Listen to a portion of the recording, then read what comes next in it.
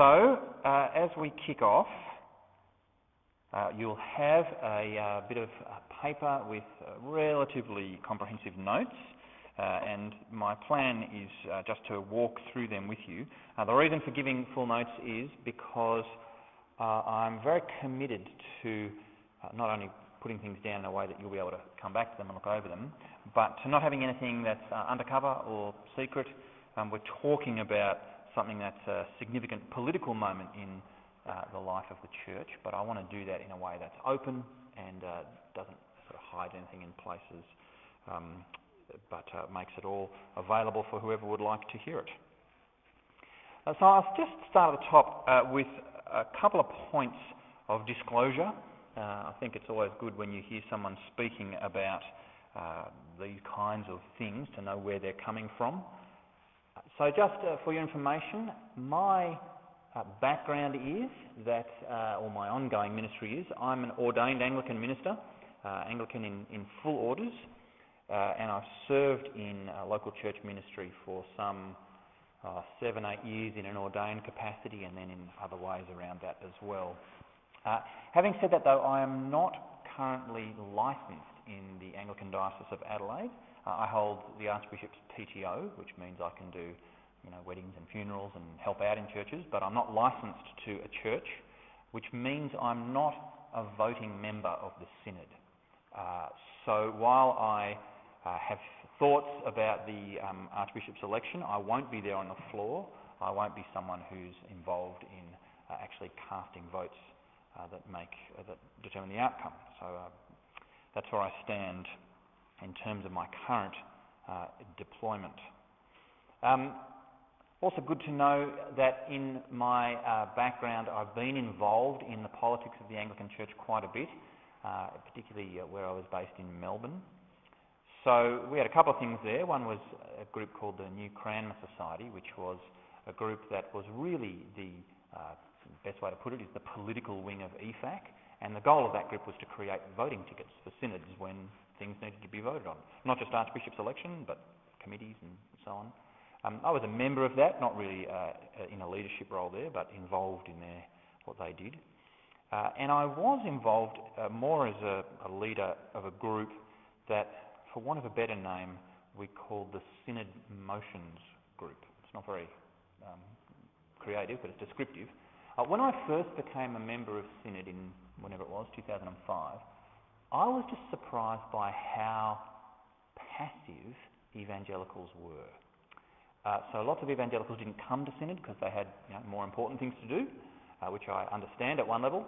And then when they did come, I saw some of them sort of sit up the back, roll their eyes about various liberal speeches being given, and then just vote no. And I thought, surely we can do better than this. So me and another guy, whose name also happened to be Tim, so someone dubbed this the 2 Timothy 2 project, we convened a group that we called the Synod Motions Meeting, and that was a group where we brought people together several months prior to the Synod and brainstormed what would we like to do proactively and positively in the Synod. That is, what motions could we put forward? And that was a great group. And what it did was it brought together a whole group of younger evangelicals, and we would brainstorm motions, then we'd say which ones we really wanted to put up, and we'd choose who would put the motion, who would second it, all that sort of thing. Again, all very open. These meetings were open to anyone who wanted to come. But a few years in, we had a synod where of the motions that had been submitted from members, there were 24 motions, apart from bills. 8 of them came out of our meeting, and we got 7 passed. So this was, and again, largely by younger people. And I tell that story partly to let you know that I've had a lot of political involvement in the church, but partly to say that it's just a mistake to think that a small group of committed people can't make a significant difference. And when evangelicals come together and operate in good conscience, but with focus and purpose, can actually make a significant difference to what happens across the whole church. So embrace that, and I'm hoping that evangelicals will work well together in the upcoming Archbishop's election. The last thing to say, of full disclosure, is just my more of my study background. My doctoral research was in Anglican theology, and that continues to be the area of my research, and published some bits and pieces coming through the press. So I have spent a long time trawling through all the documents of the Anglican Church. Well, not all, because that would be impossible, but many, and in significant depth. So I've been asked to give this talk partly because I know my Anglicanism, and that's something that I have as an interest at an academic level as well as a personal level. So, there you go, full disclosure, clearing the decks. We can kick off with more of the substance of what I want to say. Well, as we think about electing an archbishop, the first thing we really want to do is ask, what does the Bible say about bishops? And if you're a good Anglican and you have your prayer book with the ordinal in it, so I've got here the 1662 Book of Common Prayer. The ordinal's largely unchanged since 1550, and the very first sentence of the preface to the ordinal says this, which you'll know again if you're a good Anglican. It says, "It is evident unto all men, diligently reading Holy Scripture and ancient authors, that from the apostles' time there have been these orders of ministers in Christ's church, bishops, priests, and deacons." So the premise of the ordinal is that the Anglican Church makes bishops, priests, and deacons because anyone who reads the Bible and studies the Church Fathers will see that they have always been the orders of the Church, bishops, priests, and deacons. Now, interestingly, of course, part of what the ordinal was doing was not establishing orders of ministry, but was reducing them on the back of Roman Catholicism, where you not only had those three orders, you also had cardinals and subdeacons and acolytes and lectors, and then the regular clergy, you know, the monks and mendicants and nuns and friars and all that sort of stuff. This was an act to say, no, there's only these three. So it's a limiting effect rather than an establishing one in some ways. But what we really need to do is ask the question, given that these things are put forward as being effectively offices that are ancient in the church, do we actually find them in the Bible? Are there really bishops, priests and deacons in the Scriptures, or in other parts of the history of the church where we might legitimately draw on them and use them for establishing orders of ministry today? We call this, of course, the threefold order in the Anglican Church, and it's one of our hallmarks, our Episcopal Church with the threefold order. Let's start with the deacons then. Do we have anything akin to the office of a deacon, the formal office of a deacon in the Scriptures? Well, it turns out that I think we absolutely do. If you have a look at places like Romans 16, verse 1, we have Phoebe, who is a deacon in the church. Philippians 1:1 is written to the church in Philippi along with the overseers and the deacons. And of course, probably most famously, 1 Timothy 3:8-13, that outlines what's required of a deacon in the church. So I think from those three things you conclude that there were, in the first century, in the early church, there were deacons, and this was something of a formal office.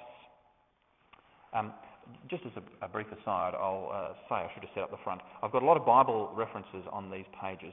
I'm not going to turn them all up and read them out to you, but I've written them down so you can look them up when you want to in the future, if you feel that you'd like to do that. So we have deacons definitely in the Bible. What do they do? Well, it seems to me from 1 Timothy 3, and I think from Philippians as well, that deacons served in the early church pretty much the way we have them serve in Anglican churches today.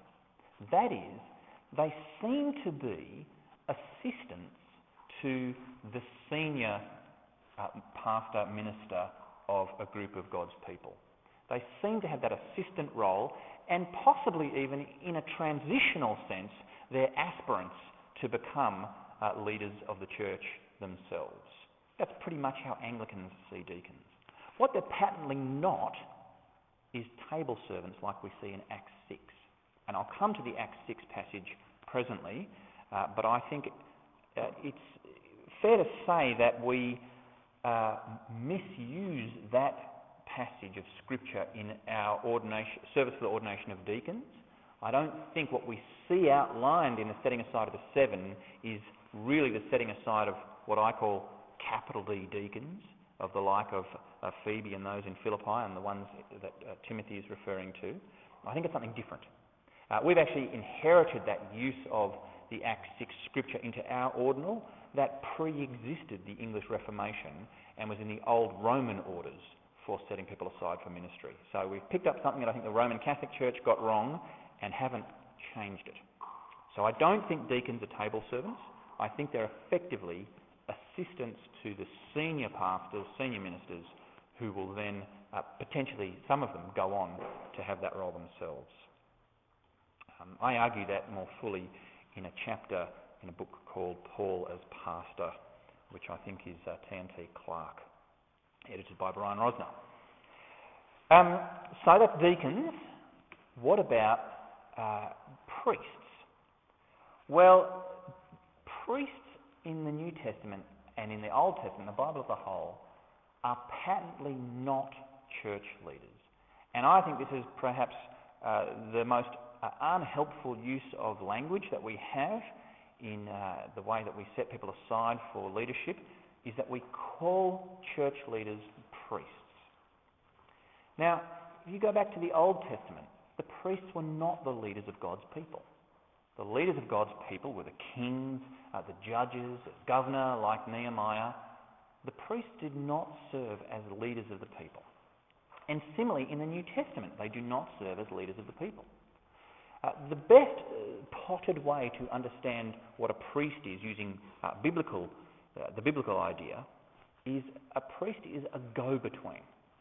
A priest is a go-between between God and the people. So in the Old Testament, this is exactly right. The priests work in the tabernacle and in the temple, and they are go-betweens. You don't yourself take a sacrifice directly to God. You take a sacrifice to the priest, and the priest offers it to God. They are your go-between. Interestingly, we do see priests in the New Testament, but they're not church leaders. But they fall into these categories, I think. We have Old Covenant priests still kicking around. So, opening of Luke's Gospel, people like Zechariah, the father of John the Baptist, he's a priest. But that is, he's an Old Covenant priest, and it's just descriptive there of the role he fulfilled in the Old Covenant people of God. In Acts 6, interestingly, after we have that little passage about the setting aside of the 7 to serve on tables, we read that a great many priests became obedient to the faith. And I think what that means is the Old Covenant priests became Christians. It doesn't mean suddenly the church got a whole lot of leaders. It just means the Old Covenant priests became believers. Then, of course, in the New Testament we have the priesthood of all believers, that idea that we find in 1 Peter 2:9, you are a royal priesthood. But I think all that's doing is picking up on the go-between language. It's saying, just as in the Old Covenant we had go-betweens who mediated between God and the world, now all of God's people are that royal priesthood. You are all go-betweens, which is exactly really what we see in lots of other parts of the New Testament. We are ambassadors for Christ. We are people who bear the image of Christ, who represent Christ to the world. To put it the other way, if you're not a believer and you want to know God, go and find a Christian. The Christians have the message of eternal life. They are the go-betweens. So it's no longer just a select group of people among God's people who are priests, like in the Old Covenant. In the New Covenant, all of God's people take on the priestly role, but that's not the role of leadership. That's the role of go-between. So, you get the great misuse of this idea of the priesthood of all believers when a church decides they're not going to follow the direction of their minister, because why should they, given that it's the priesthood of all believers and we're as much a leader as you are? That's not the idea. The church has leaders in the New Testament, and it's actually a significant thing to not follow your leader. And yes, we are all priests, but what that means is we're all go-betweens, not we're all equal in the leadership stakes. So we have that idea, and then we also have, of course, and Hebrews repeats this over and over, Jesus is our high priest, and even in Hebrews 4, Jesus as our great high priest. And again, the great go-between, the one who brings us into the presence of God, the one who brings God's grace to us. So priests in the Bible and in the New Testament are not church leaders, and I think the Anglican label for church ministers as priest is very unfortunate. But that is what we have inherited, even as it clashes, I think, with the Scriptures. Let's move on, though, to what we're talking about today, which is bishops. Now, in our New Testament, a bishop is an episkopos, or bishops are episkopoi. And that's where the word comes from, really. If you take out of the middle of that Greek word, episkopos, the piskop bit, that via the Latin, I believe, has become bishop. Episkopoi, piskop, bishop. Anyway, that's how we got there. So who is an episkopos? Who is a bishop in the New Testament? Well, it seems to me that it's pretty clear that the bishops are the pastor, teacher, overseers of local churches. So, just to translate it into Anglican language, people who we tend to call priests, the Bible calls bishops. The good news is, if we're looking for a new archbishop, or a new bishop at least, for the Anglican Church in Adelaide, we've got dozens of them already. We've got dozens of overseers who are pastor teachers of local churches. If you are the vicar, the incumbent minister of a church, the Bible would call you a bishop. You are the overseer of that people. So, in summary, what does that mean? In the New Testament, we have, in terms of local church leadership, the sort of the fixed roles, offices in the local church are overseers, who are pastor teachers, and alongside them, possibly, but not in all cases, deacons, who are their assistants, and possibly themselves on the track to one day be overseers too. That would seem to be how leadership works in the local church level in the New Testament. There are, however, other formal or semi-formal or occasional ministry roles that we see in and emanating out of local churches in the New Testament. So, one that we need to hit on is the idea of elders or presbyters. Now, there's a great deal of overlap between elders and bishops in the New Testament. So if you look at places like Acts 20, and if you look at places like Titus 1, the labels are used pretty much interchangeably. And they do, in fact, flick from one to the other, calling someone an elder and then calling them a bishop. However, it may be that what we actually see is the pastor-teacher overseer is someone who's drawn out of a broader group of elders. So you see that in 1 Timothy 5, 17, where there's a recognition of elders and those elders who are pastor-teachers, which seems to be a subgroup within them. What I think that points to is in the New Testament there's a recognition of a plurality of eldership. So it's not as though one church, one overseer. It seems that there's one church, a plurality of overseers, and perhaps within that plurality, one who is the pastor-teacher. And I think that one is the overall leader, because as you read the responsibilities and duties of a bishop, you can see that actually the church is led through teaching. So there may be others, elders, who have some level of seniority in leadership, but the bishop, it seems to me, could be one of that group, but with the particular overall leadership role and who is the pastor-teacher.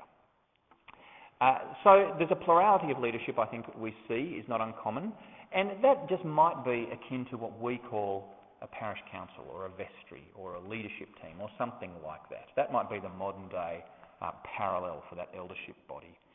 In the New Testament it does seem to be people who are older, who are of greater years, but that's recognising presumably their age, their wisdom, their soberness and their appropriateness. And there's no sense that every person who's older is an elder, but the elders may be older, if that makes sense. So there's another role that we see in New Testament churches, overlapping with bishops, but perhaps some distinction. We also, I guess, can see missionaries. So Acts 13, we see people like Paul and Barnabas commissioned for mission. The church in Antioch sets them aside and sends them out, and we still do that, setting aside and sending out of missionaries. Prophets we see in the New Testament. An interesting group. Possibly I would describe them as being people who are self-identifying but group-tested. That is, a prophet might be someone who has some direct inspiration or clarity about God's will in a certain situation at a certain time. So that's something they identify internally, but they're tested by the group. A prophet is not a law unto themselves. A prophet must submit to the church gathered and to their collective wisdom and interpretation. Just as a side note, when we say prophet, it's clear that in the New Testament a prophet is not directly parallel to what we talk about in terms of prophecy in the Old Testament. In the Old Testament we have prophets who predict God's judgment, so there's a sense in which they are expounding the law to the people in a very direct sense. Here's how this law applies to you today. And that might overlap with the New Testament, that sort of prophetic word that you need to pay attention to the scriptures and here's how they apply. But in the Old Testament there's also that very clear sense of predictive prophecy. God will do this one day and it comes to pass. That predictive aspect to prophecy doesn't seem to be so evident in the New Testament, although you do get prophets like Agabus who predicts the famine. So they seem to still exist. It's not that there's been an end to that office altogether. So again, prophets might be another semi-formal, occasional ministry role in the church, self-identifying group testing, I think. Evangelists, well, if you read Acts chapter 8, you know that Philip does a great job of evangelising Simon the magician and the Ethiopian eunuch, and when you meet him again in Acts 21, he has the title Philip the Evangelist. Similarly, Timothy is told by Paul in 2 Timothy 4 to do the work of an evangelist, although it's as though it's an office of the church. And in Ephesians we read that the gift that God gives to the church, that some would be apostles, prophets, evangelists, and then pastor teachers. So there's another office that we see. Then, what I call small d deacons. If we had, as we were looking at the threefold order, a recognition that there are sort of capital D, formal office holder deacons, there also seem to be what I'm calling here small d deacons. And the word deacon is just the Greek word for servant. These are people who are commissioned for various acts of service in the church, which is what I think you see in Acts chapter 6. In Acts chapter 6 there's the issue of the Hebraic, the widows of the Hebraic Jews and the widows of the Hellenistic Jews feeling like there's been a disparity in the distribution of food. So the apostles set aside the 7 who the people have brought to them as being full of the Holy Spirit, and they set them to task serving on tables. So they become table servants. The interesting thing just about that is you can't pin the language of servanthood just on that group in that passage, because the apostles also describe themselves as servants. That same language of deacon or deaconing is used there. And the apostles say, we are going to deacon, we're going to serve in the word and prayer, while on the other hand, these 6 are going to serve on tables. So they're equally servants. It's just that they're serving in different realms. And I think for that reason it's too much to dub the 7 capital D deacons, as well as the fact that I think that's not what we're seeing going on in 1 Timothy 3. So small d deacons, I think, are those people who are set aside by the church at various times, faithful people, to do various things that need doing, so that the overseer, pastor, teacher is not distracted from leading by teaching.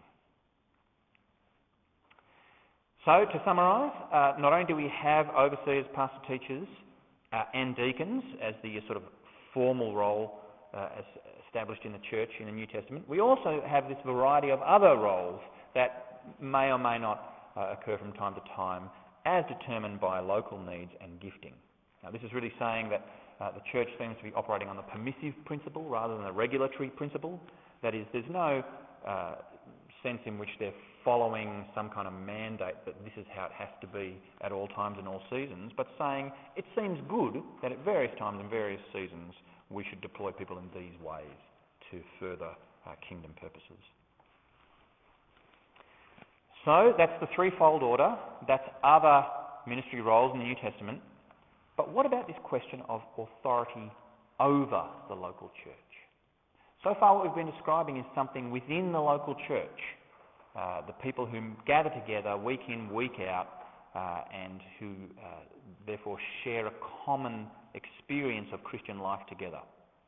Well, can you find in the New Testament any body or people who have authority over multiple local churches, akin to what we call a diocese now, where you have a collection of however many churches it is, and someone or some office that stands in authority above them all?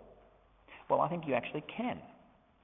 So, in Acts chapter 15, we have the Jerusalem church. That is, the church of the apostles in Jerusalem is really recognised as having authority over the other churches. And the apostles will return to the Jerusalem church and ask them questions about ministry and what should be done. And the Jerusalem church, as we know in the famous council of Acts 15, will make proclamations that hold for the church as a whole.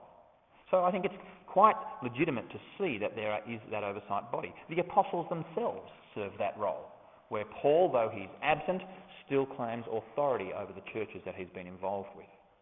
And then you look at Titus, and in Titus 1, he's left in Crete to set leaders over churches, to set elders over the churches. That is, he's someone who has an authority greater than local leadership. He can actually emplace local leadership and also has some responsibility in keeping the church pure. So even though the Jerusalem church ended with the collapse of Jerusalem, in that sense, it's no longer Christian HQ, the principle of having oversight of multiple churches is one we find in the New Testament. The idea that that oversight would be concentrated into a single person really comes, though, a little later, in the early 2nd century, when Ignatius of Antioch puts forward this thought, this idea of the monepiscopate, the single bishop. Now, Ignatius, of course, was captured and had his long walk from Antioch to Rome, where he was under imprisonment. But as he was on this journey, he sent out his 7 letters to the churches. And in those letters, he presents and defends this idea of the single leader of the churches in a local city, in an area. The reason he does this is for theological unity and discipline. So we've moved on now a little bit in church history to a time when there's diversity of theologial opinion. There's probably the rise of Gnosticism coming forward, and so you have local churches in disagreement with one another in a city, and Ignatius thinks that's a bad witness to the gospel, that doesn't help Christians be unified, all that sort of stuff. So there needs to be a final voice of authority, and in each city that will be the monepiscopos, the bishop of the local city. It's interesting, isn't it, because it's clearly a post-New Testament development where there's definitely more than one church gathering in a city. So the gospel's been spreading. We don't just have one church in a city, we have multiple churches, a situation that it's perhaps hinted at in the New Testament. So we have the church that meets in Lydia's house in Acts 16, which is perhaps, as opposed to the church that meets in someone else's house. Maybe there are a couple of churches beginning to meet in Philippi at this stage. We're just getting hints that this is on the way, but by the 2nd century it seems to be established. There are multiple churches.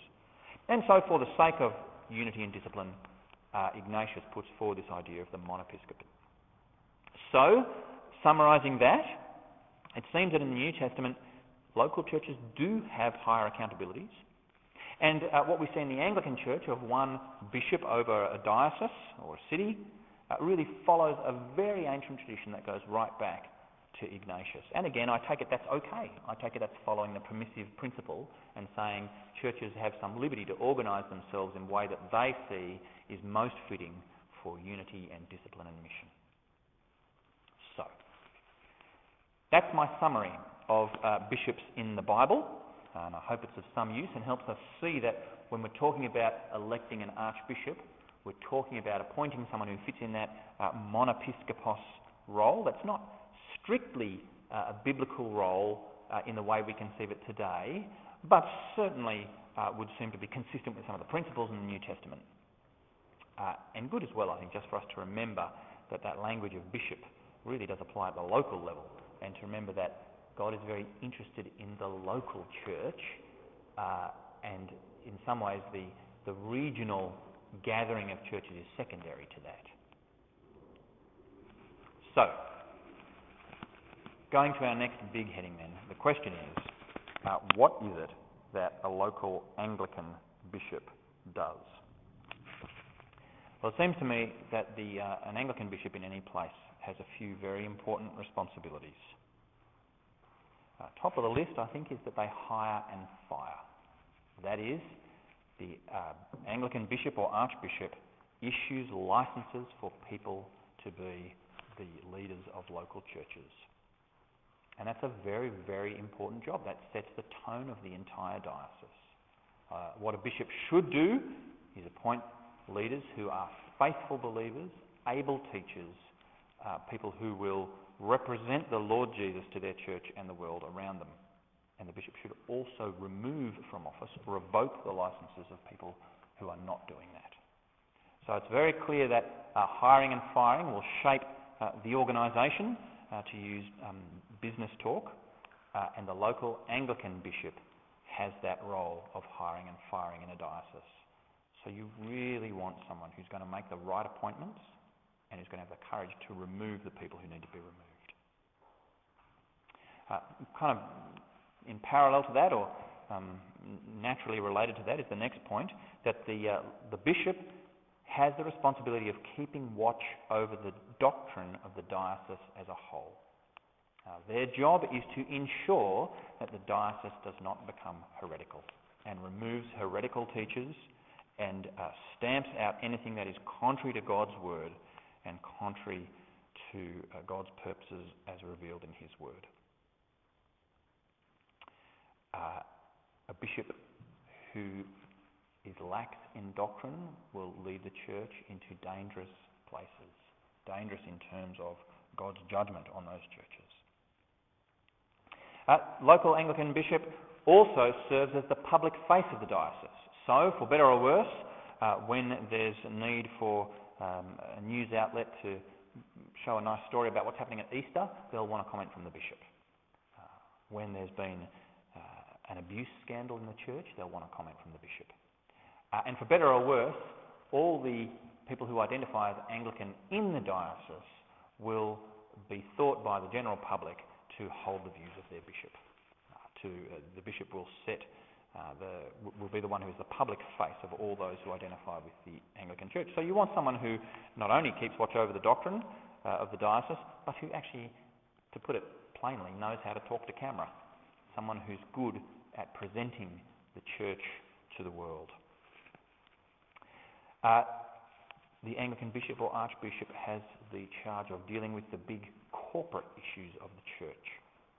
So, where there are things that no one church has responsibility for, but the church at large has as an issue, the Anglican bishop will take responsibility for them. And so the most obvious one in Adelaide and in the Anglican Church in Australia at the moment is responses to sexual abuse. That is, there needs to be a diocesan level response to that, and the bishop needs to drive that. And it's just worth saying at this point, whatever else we say as this archbishop's election unfolds, we must always remember to give great thanks to God for Bishop Jeffrey, because Jeffrey has done an incredible job, by all accounts, of dealing with the church's response to sexual abuse. That's a horrible job, but it's a critical job.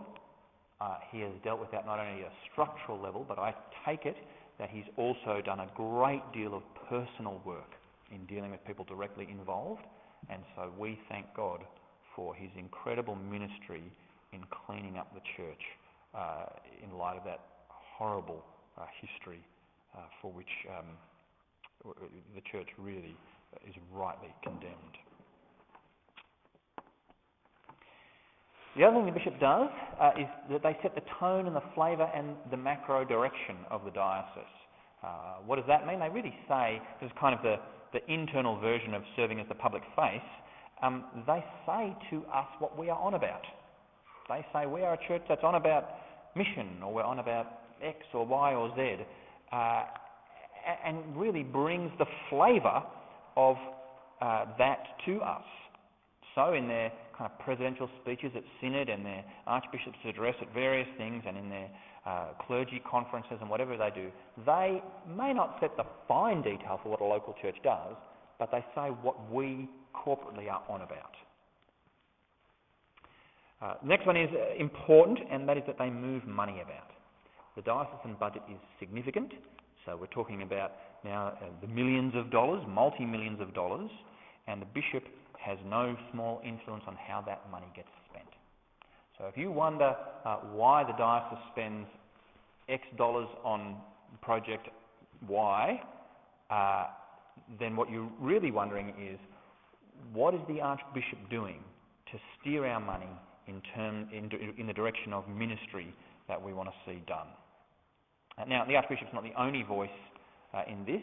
The archbishop governs in synod and in council, but nonetheless, if the archbishop sets a financial priority for the diocese, it's likely that that priority will be recognised.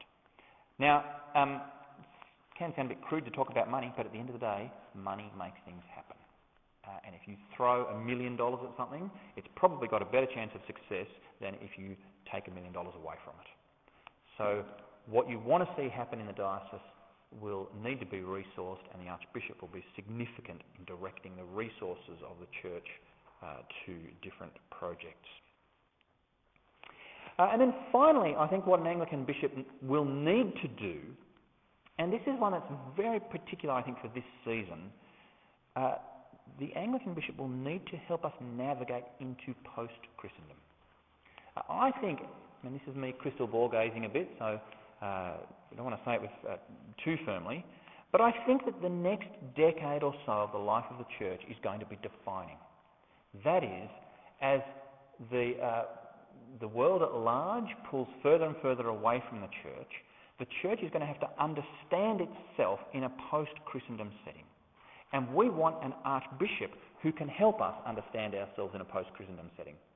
What I think that means is we probably don't want someone who leans towards the aristocratic understanding of an archbishop, who leans towards the end of the duties of an archbishop that sees that this is the person who meets with governors and goes to high teas and is able to address Parliament and all that sort of stuff. Because I think the day is coming when the world is less and less interested in that, and so we don't want an archbishop. We want someone who's capable of those things, but we don't want someone who shows us that that's what Christian ministry looks like. We want someone who shows us what Christian ministry looks like when you're at odds with the state, when you're not invited to high tea, when the governor rejects your opinion. We want to show us what it looks like to stand up and stand out for Jesus and move mission forward, if it happens, in spite of the state not being with us. Now, I think, as I say, it's this season where we're going to need this. And in 10, 15 years' time, the next archbishop will inherit the relationship with the state and the posture towards the state that this archbishop coming sets. So we want someone who can set that for us well. So, there's a few thoughts on what an Anglican bishop should do. Let's flip the page and move into the last couple of points. These will run quicker than the first ones, you'll be pleased to know. I just want to draw here quickly 3 lessons from the book of Titus and also from 1 Timothy 3. Just slightly more particular lessons as we think about electing an archbishop. The reason for choosing Titus and the 1 Timothy passage is that, as I said before, Titus is a kind of monepiscopos. He's kind of your single bishop over the island of Crete. He has a regional responsibility, he appoints overseers, and he maintains doctrine. So let's see what we learn from the letter that Paul writes to him. Similarly, Titus 1 and 1 Timothy 3 give the requirements explicitly of overseers of the church, And even if the Anglican Church and the Bible define bishops slightly differently, I think it's fair to say that whatever we expect of overseers, or in Anglican language, whatever we expect of priests, even though that's the wrong word, we should presumably also expect of our bishops as well. So this is where you find it. So that's why we're turning here. And just 3 quick lessons. One is that character comes first. Character comes first. And you see that clearly, don't you, in Titus 1 and verses 6 to 8 and 2, 11 to 14, and also, of course, in the 1 Timothy passages. Now, when people say this, and you hear this often, that character comes first, they often here are putting character first as opposed to skills. So they'll say, put skills in second place and character in first place. And I think that's right, and that's the balance of what you see in those passages, that they need to be an able teacher, an apt teacher, but that's the second place of their character. But I just want to add to that something more, which is to say it's not just character comes before skills, but character also comes before tribe. What I mean by that is, the Anglican Church, like it or not, is tribal. And it's sometimes all too easy for us to promote people of our tribe, of our own tribe, simply because they're in our own tribe.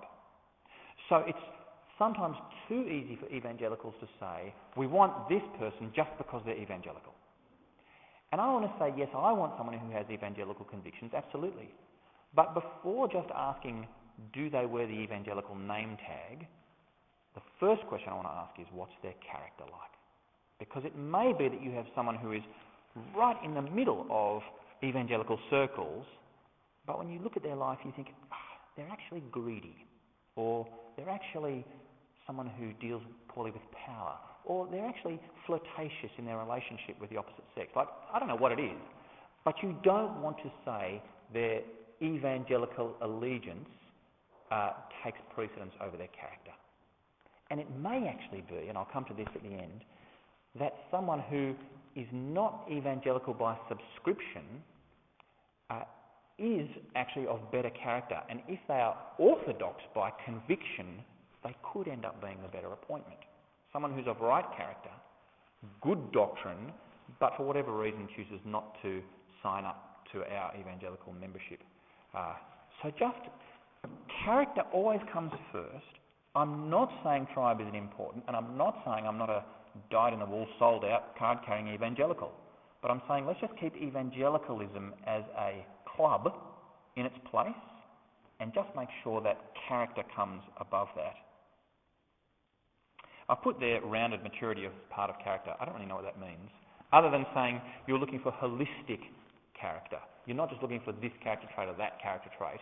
You're looking for just an overall person who is mature, of mature good character in every aspect of their life. They need to be well scrutinised. Second point, character comes first. Point 2, they need to be someone who has the ability to build a well-resourced and effective church. That is, we need someone who can actually get stuff done. These days, it's all the rage to talk about vision casting, having a great vision for what could be, and visionaries are important. We need people who can raise our sights and show us what we could do. The problem with vision casting is it's easy. That is, anyone can come up with an inspirational idea, but not everyone can get the job done. So anyone can say, come on, let's build a shiny silver rocket ship and fly it to Jupiter and, mine the space gas and bring it back and sell it for lots of money. That's an exciting idea. But it's a whole other thing to make it happen. So look for someone who can actually get things done, not just make you feel excited about grand ideas. And I think here we're just really saying something that we see paralleled in Titus and Timothy. Track record is important.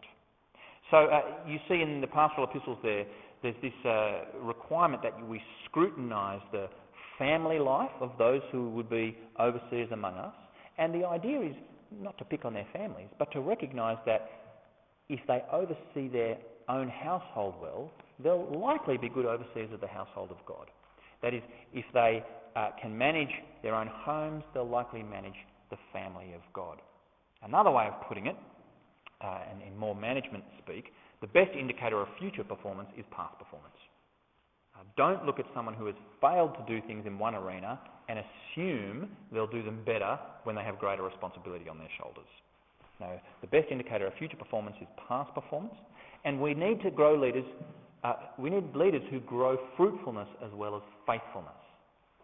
That is to say, we often, I think, excuse our lack of fruitfulness by claiming faithfulness. You know, you've been in this job for 20 years and you've spent $100 million and you've produced nothing. Oh, well, that's okay because I've been faithful. Oh, well, okay, in that case, don't worry about your fruitfulness. There's a sense in which I want to own that, and I want to say, yes, that's true, and there are different seasons, and some will sow, some will water, some will reap. So let's not put too much on fruitfulness in the wrong way. But let's be very careful to notice that again and again and again in the New Testament, fruitfulness is critical. Why does Jesus curse the fig tree?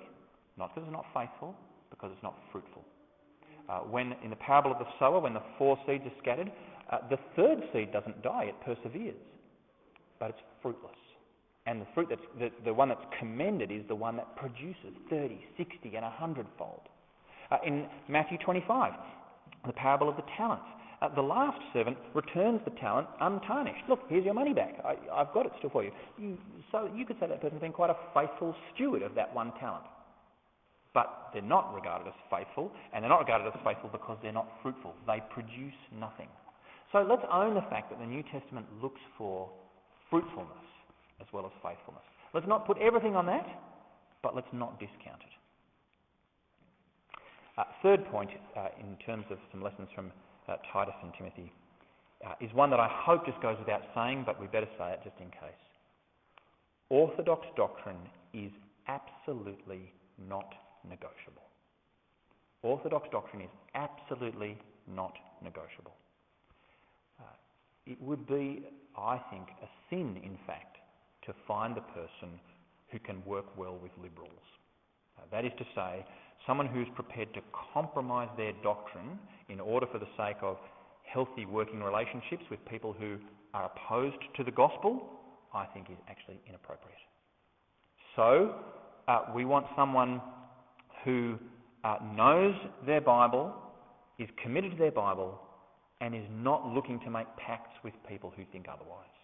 Now, I don't know the Adelaide Anglican scene well enough to know what kind of churches there are and what kind of leaders there are. I don't know whether there are liberal people here. Certainly in previous church experience, I feel like I've met people who have been church leaders and at the end of the day I felt have been opposed to God as He's revealed in His Scriptures. And I think the job of the Archbishop is not to find a place for them in the broad tent of the Anglican Church, but to say, no, Orthodox doctrine is not negotiable. And here's an important point. What they promote and require of others is important as their own private beliefs. That is, it's one thing for me to say, I'm Orthodox, but if you want to carry on with liberal or heretical beliefs, that's fine. No, if you're going to be an Archbishop, you need to say, I hold to orthodoxy and I require it of my clergy as well. And if they cannot hold to that, then I need to remove them or help them to grow in orthodox conviction. So there's no point having an Orthodox Archbishop who oversees 500 churches where all the pastors are liberal. That you won nothing. What you want is an Orthodox Archbishop who will require orthodoxy of the clergy and who will promote orthodoxy among them. I think then you also want someone who has theological depth as well as theological position. That is, again, you don't just want someone who can kind of tick off the 10 bullet points of evangelicalism or Orthodox Christianity. You want the person who is able to hold to those things and yet to think theologically, to understand the nuances of different situations, to understand how theology speaks into different situations that arise in every period of history, but I think that particularly arises as we move from this Christendom to post-Christendom world. Someone who can reflect, holding firm to the truth, but not in a wooden way that doesn't understand context and doesn't see how theology speaks with a different emphasis at different times in different places. And I think as well that leads us to the last point, which we need someone who's an able teacher and preacher, with teaching and preaching obviously being the rudder that steers the whole ship. When they step up to preach, we want them to expound the Scriptures and show us that they know what it means to highlight the truth in God's Word and to call us to the same. So, there are the three lessons, I think, from Titus and Timothy. Character comes first, ability to build a well-resourced and effective church, and orthodox doctrine being absolutely not negotiable. Let me end then, just briefly, on two political points.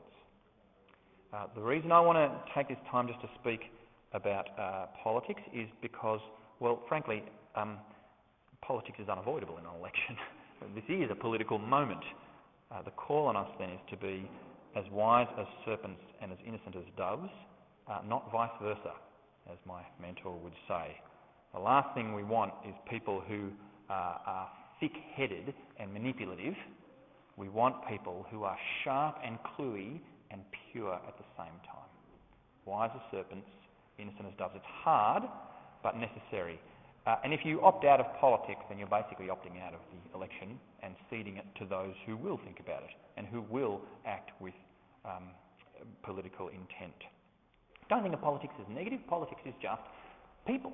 Politics is bringing people together to have a group conversation and decision about something. So it can be done very well in a way that honours God.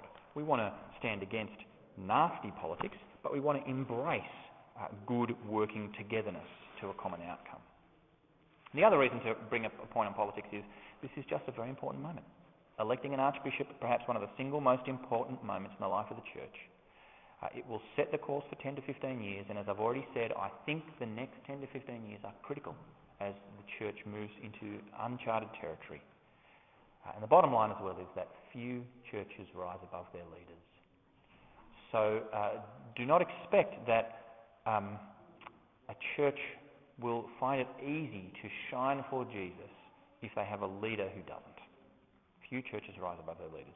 And I should say, this really does come back to my interest in this whole election. Apart from my own Anglican convictions and interest in Anglican history, I am of the view that a good archbishop could do amazing things for gospel ministry in this city. A good archbishop could make an incredibly positive contribution, and a bad archbishop could be incredibly destructive. So we need a good person to make great things happen under God, and not someone who will be a hindrance or a stumbling block to good ministry. Okay, that's why. Let me give you the two political points. The first one is, I think the right person is unlikely to be a middle ground diplomat. That is, leaders who don't offend anyone, or inoffensive leaders, tend to be ineffective leaders, and sometimes even compromised leaders. This really goes back to what I was saying before. Someone who liberals, people who are opposed to the gospel of Jesus, someone who liberals could vote for, is unlikely to be someone who will ever champion biblical priorities. So I think what we want to look for is someone who can unify evangelicals and orthodox clergy while still being prepared to stand against liberalism. And that might mean they offend people, and it might mean they lose friends. But as I've said before, it's very, very hard to read the New Testament and think that God leaves any room for the church to welcome, embrace, endorse leaders who are opposed to God's purposes. So we just have to own that that's what the Bible says. I would say then, often in an election, in the first round, you'll get someone extreme from each camp. So it's kind of likely you'll get a full-on, solid as you like evangelical. Then you get someone who's completely full-on, solid as you like high church Anglican, and then you might get someone who's a raging liberal. Now that person, none of those people tend to get elected because they can't win a majority of votes from the other camps. But then the next move sometimes is to look for a middle ground person who doesn't offend any of those groups. Someone who evangelicals, orthodox and liberals alike all find tolerable. This is the great kind of shame, isn't it? You don't want someone elected to the highest office in the church whose greatest attribute is they don't offend anyone, or their greatest attribute is, I suppose, they're electable. We've got to set our sights higher than that. I think once you get to a point where If you get to the point where people realise you can't elect someone who is either sitting in any one camp solely, then it's time for evangelicals to say, well, we're prepared to move away from that and search for someone who is completely palatable and acceptable to Orthodox Christians. So evangelicals and Orthodox high church Anglicans can come together and work together powerfully. But what they can't do is find the diplomat who's going to seek to woo or placate liberals. I think what this means is the person that we need to look for is someone who is not just a biblically committed believer, but someone who is an unashamed and informed Anglican. Someone who really can show, and not just feign, but someone who can embrace with our Orthodox brothers and sisters their love of the prayer book and their love of Anglican history and their love of all those things that are in our tradition that aren't opposed to the gospel. They may, for many parts of our community, be out of date, but they're not opposed to the gospel. And we need to be prepared to embrace someone like that because that person is far more likely to hold biblical priorities than the middle ground person who, again, the Liberal faction would be happy enough to elect. Now this leads me to the second political point, which is, am I suggesting someone who doesn't exist, someone who's unelectable? Well, I think the thing to do is steel yourself for a long journey. That is, there's nothing wrong with not electing. And I understand in the last Archbishop's election in Adelaide, the first round, no one was elected. Well, the world didn't explode and came back and had a second round. And I've looked at the legislation. In Adelaide, there's a freedom to do that again and again and again. And I want to just put before you, what would be the problem of a diocesan administration for 5 years? Probably not much. The bills would still get paid. The things would still happen as they need to happen. Far better to live in an extended period of administration than to give in to election fatigue and vote for the wrong person and end up with them for 10, 15, 20 years. So I want to say, steel yourself for a long journey. Turn up and vote. Hold the line. Not just because you want to be stubborn or intransigent, but because you have gospel convictions and you want to see the best happen for this diocese in the future. And if that means you've got to go to an Archbishop's election this year and next year and the year after, so be it.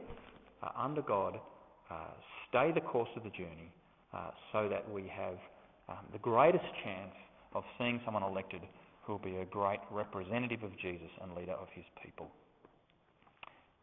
And my closing note is, as is always critical, we must pray more than perfunctory prayers. What sometimes happens in my house, where we have a 2-year-old who is not the master of patience, we put the dinner on the table and he ploughs in head first and we say, hey, we've got to say grace. He keeps going, so we rush through a perfunctory prayer.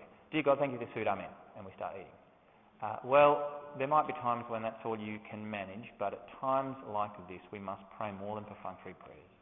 We need to give ourselves to extended prayer meetings where we're not strategizing, we're not talking politics, we're just on our knees before God, begging that he would give us someone better than the person we deserve. And we need to do that ongoingly throughout the entire Archbishop's election campaign. And can I say, I hope that when an Archbishop's elected, they'll be regularly prayed for too. I'm very encouraged to know that EFAC is arranging some prayer meetings like this, and I would encourage everyone who's interested in the election to start on their knees in extended prayer. Pray that God would be gracious and give us a person full of love and truth, courage and gospel clarity, who can not just fly the evangelical flag over Bishop's Court, but someone who can advance the course of Jesus in the Anglican Church in this city and beyond. And on that note, I will end it. Thank you very much.